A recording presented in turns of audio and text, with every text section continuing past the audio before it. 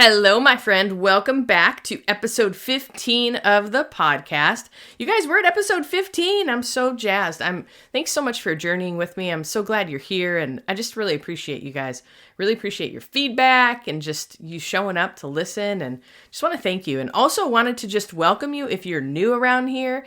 Hello, I'm Dani, and I'm super jazzed that you're here to join us. As always, if you guys have prayer requests or have questions, or actually if you have input or suggestions about different topics that you want talked about on the podcast, please email us, hello@danisumner.com.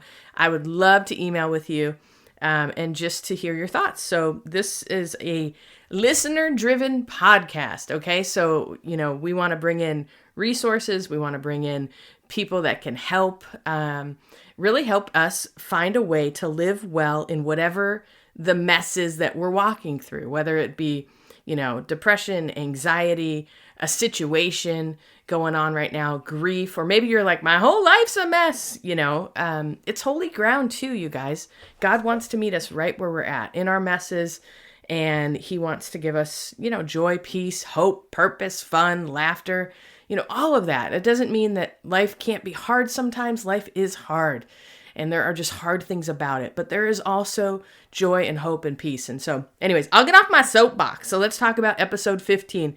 So this episode, you guys, is about guilt. And let me just start off by saying, it's not a comprehensive episode, okay? It's like 17 minutes, okay? So I just wanted to kind of begin to unpack, how do we deal with things when they come up?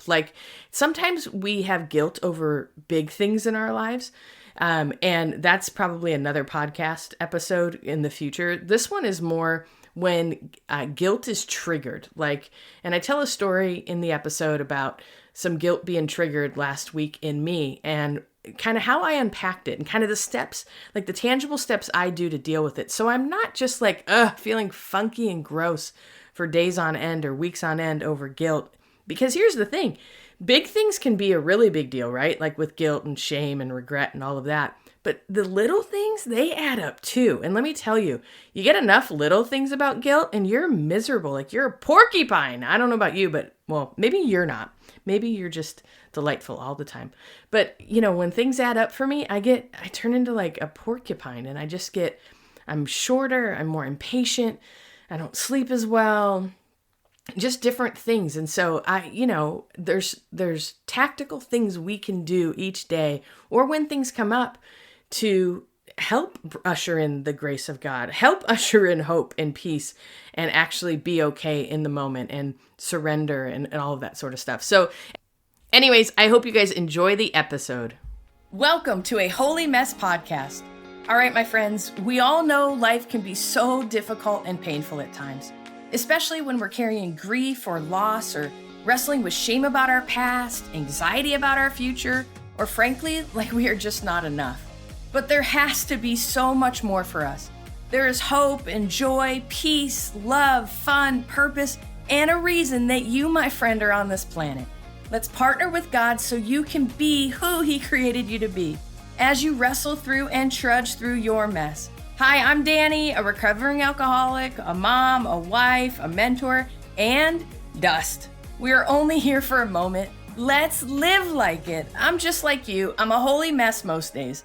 Actually, every day. Let's have some fun and laugh while trudging through our mess. This stuff doesn't need to be dry and boring. Let's dig in.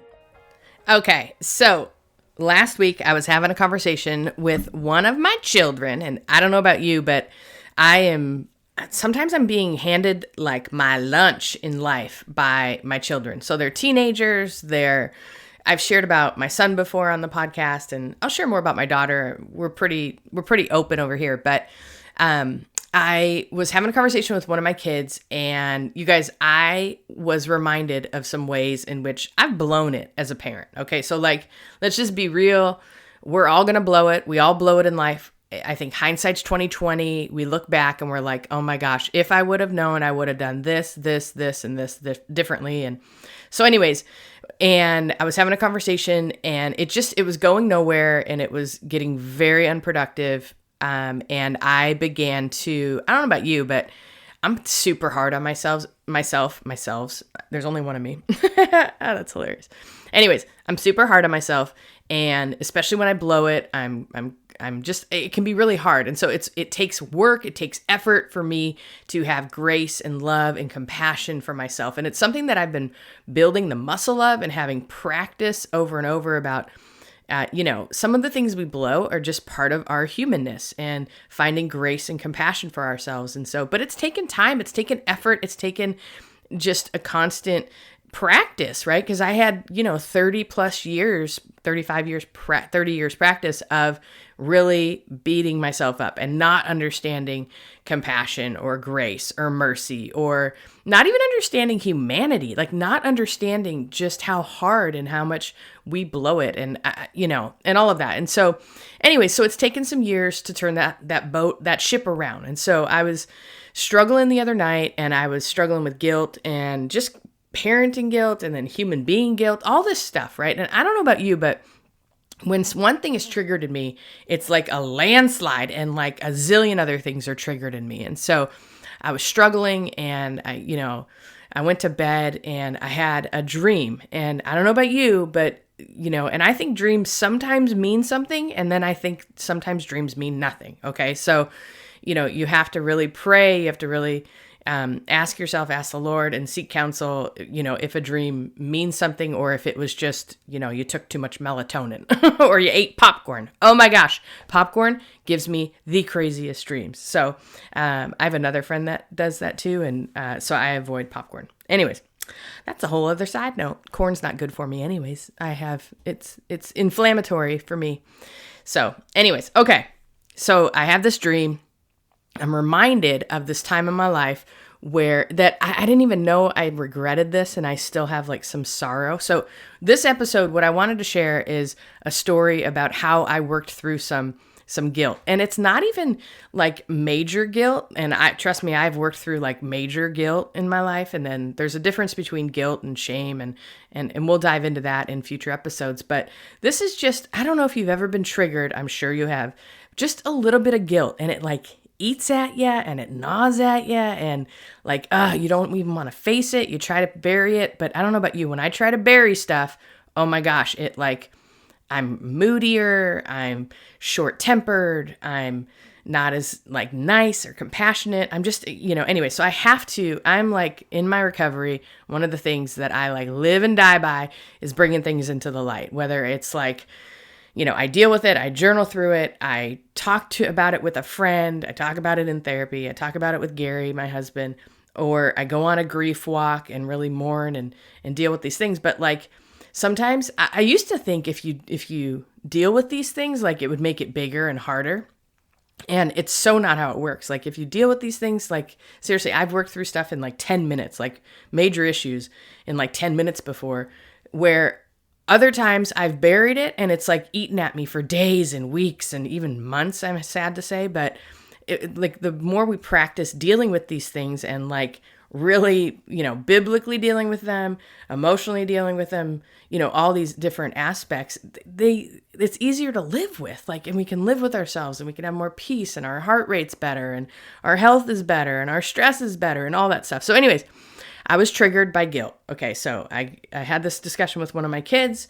I immediately had to, apologize for some things that I had blown. And then I carried all this, I started beating myself up about guilt from the past with parenting and all that. And I go to bed, and I didn't really deal with it thoroughly. I was exhausted. I didn't get a chance to talk with Gary. I didn't even get to journal. So I went to bed, and my dreams, I dealt with it. And oh my gosh, I was reminded of some guilt I carry from years ago. And so one of the things I wanted to tell you is that like when we don't deal with our stuff, like unresolved things come more to the surface. And then all of a sudden it's like a landslide, and there's like 5 other things we need to deal with. And so that's why one of the reasons why I'm so love and huge on like doing the work. Like, and it's not hard work. Like you just have to face your stuff and journal through it, pray through it, share it with a friend, share it with a therapist, share it with a godly, person with perspective, walk through it, like, and then like literally surrender it and put it on the altar. Cause there's just some things that cannot be fixed.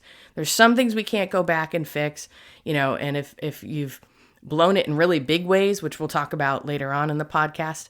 There's different things that you do to work through that guilt and shame, but even the little things, like they all add up, right? So like, how do you find peace? How do you find joy, even when you're dealing with these little things? And so, okay, so I went to bed and I woke up in the morning and I had a dream about my grandma, and my grandma Dani literally was one of my favorite people on the planet. She was, and gosh, I only had her for like 20 years, but she was incredible and I loved her and we had a special relationship. And so I carried guilt for the day she died. The night before, I was actually visiting with my mom and we were in the middle of an intense conversation. I still remember the conversation. It was a really important conversation for my mom and I.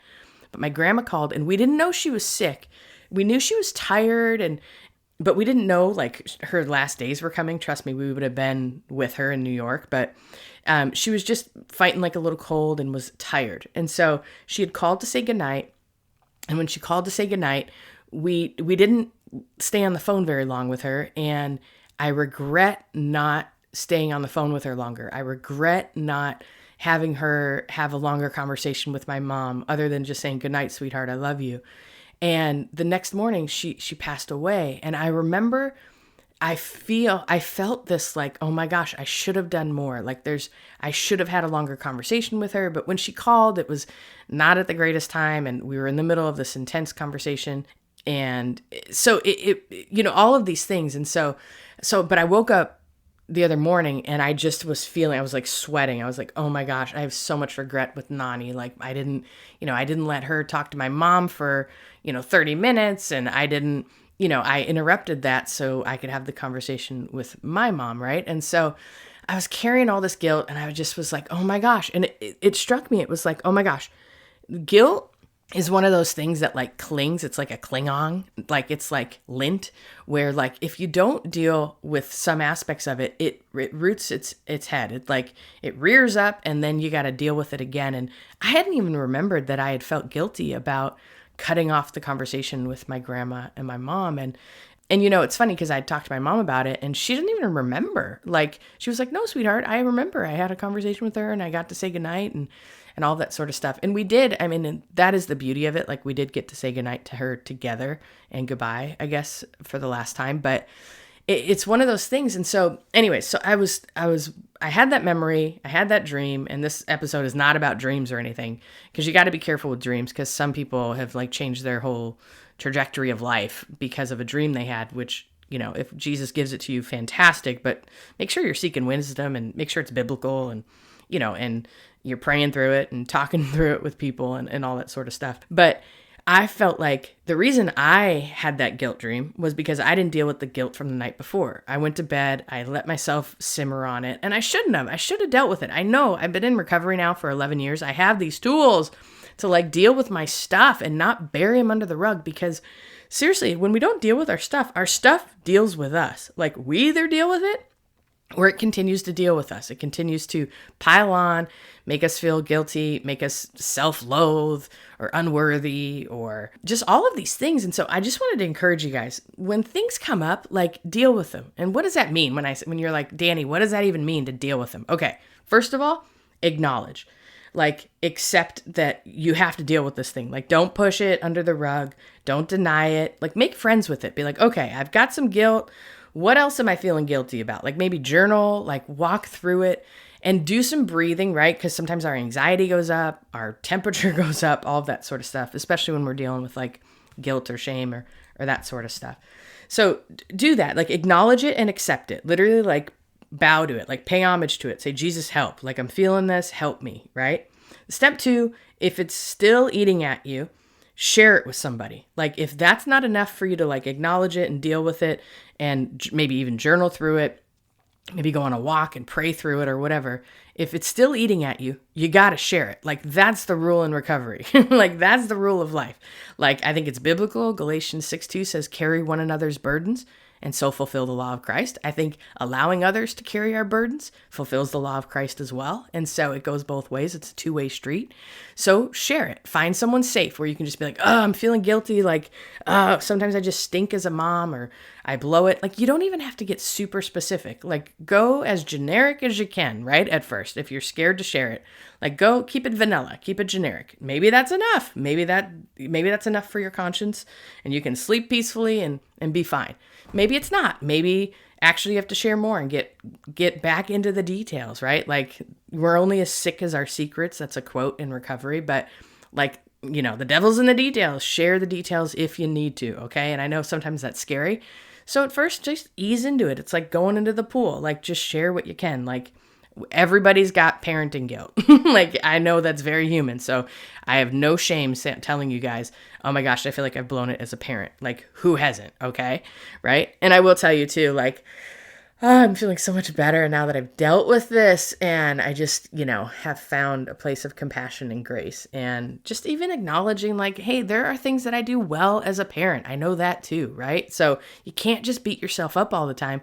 You got to give yourself credit for the good things you do too, right? Like, there's this thing in recovery, the fourth step of the Alcoholics Anonymous is like doing a moral inventory. Like, you do this thorough and moral inventory of yourself. And one of the things is like, you can't just talk about all the bad stuff you did. You got to actually acknowledge the good stuff too, right? Like, we have character defects, but we also have character like amazing traits about us. And it's good to acknowledge it, right? So it's good. You got to be balanced. And so point 2, I know I segued, but point 2, if it's still eating at you, share it with somebody. And then point 3 is give it a few days to emotionally recover and grieve. Like, give yourself a few days. Like, if something triggers you, usually it takes 24, 48, maybe 72 hours to settle down and to get back to your steady place. If it's longer than that, then you got to do a little bit more work. Maybe you got to find someone else to share it with, or maybe, which actually leads to step 4, maybe you need to make amends or change something, like do a living amends in recovery. And I know this episode's not about recovery, but it's one of my paradigm shifts. It's one of my paradigms that I live by, but is, making amends and doing the right thing. And maybe you got to fix it. Like, maybe I had to go to my kids and apologize for some of the things I've done as a parent, or maybe I need to forgive myself, or maybe I need to go and fix it with somebody else, or, even just having the conversation with my mom was super healing, where she didn't even remember or care, and it was eating me up. And I'm like, oh my gosh, thank God. And, and all of that. And so there's these things that we can do, you guys. We can't just continue to live in the cycle of misery. Like, we actually have to actively change and actively like allow compassion and grace and mercy to lavish our hearts, right? And so I don't know about you, but regret is it's part of our human experience. And so we have to allow ourselves to make mistakes at times. It's okay. We have to grieve through them. That doesn't mean you continue to make the mistakes, but you have to grieve through them. Like, and this episode is not about grief, but grief, oh my gosh, it can just trigger so much stuff. And if we don't allow ourselves to grieve, man, we're not like fully living. Like, grief is a part of the process of life. And like, honestly, the other side of grief, and even through grief, is joy and purpose and all of that. And so there's just that tension that we have to learn to live with. And so I don't know. I hope that encourages you. I wanted to share just those few tacticals when things come up, and whether it's regret, whether it's shame, whether it's, whatever it could be, but giving yourself permission to like do the steps, like to work through the process. Like, you don't have to carry all this regret to your grave. Like, you really don't. And I mean, that's the beauty, like, even being a believer in Christ, you guys, we have all these tools and these tactics and these like abilities to be able to hand stuff over and surrender and to live joy-filled and purpose-filled and feel redeemed and feel restored and all of that. And so I give you permission today to not walk around with guilt over your shoulders for stuff, and to not have to carry that burden. And if you're feeling guilty about something, man, no matter how big it is or how small it is, even the small things, I mean, I'm telling you, those things add up. And I know the big things are big and they can be like monumental and like a huge rock you can't see through. But you guys, the sooner that we can acknowledge and like begin to breathe through them, begin to allow God to heal us through them, I'm telling you, it's like magical. and you'll just find so much more peace. And so just wanted to encourage you guys again. Step one, we acknowledge, we accept it. We don't push it away. We don't deny it. We try to make friends with whatever it is. We breathe through it. Step two, if it's still eating at you, share it with somebody. And I know sometimes it can be hard. So share it as generic and as vanilla as you can, right? To where it gets off your chest. Step three, you got to give yourself a few days. Sometimes it takes 24 hours. Sometimes it takes 72 hours. If it's longer than 72 hours, I'm telling you, you probably need to share it with somebody else or work through it a little bit more, do some more journaling through it.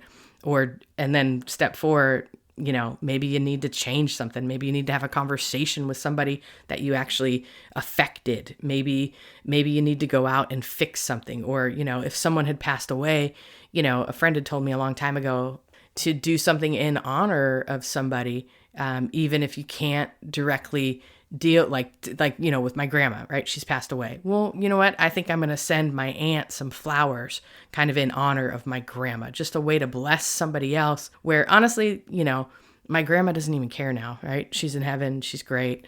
And, it's my loss. It's my regret that I'm dealing with. And honestly, now that I think about it, I'm super grateful for the memory and for knowing that my Nani, meant so much to me. So anyways, all that to say, I hope this encourages you. I hope that you guys are having a great week. Stay well, and I'll see you next time. God bless.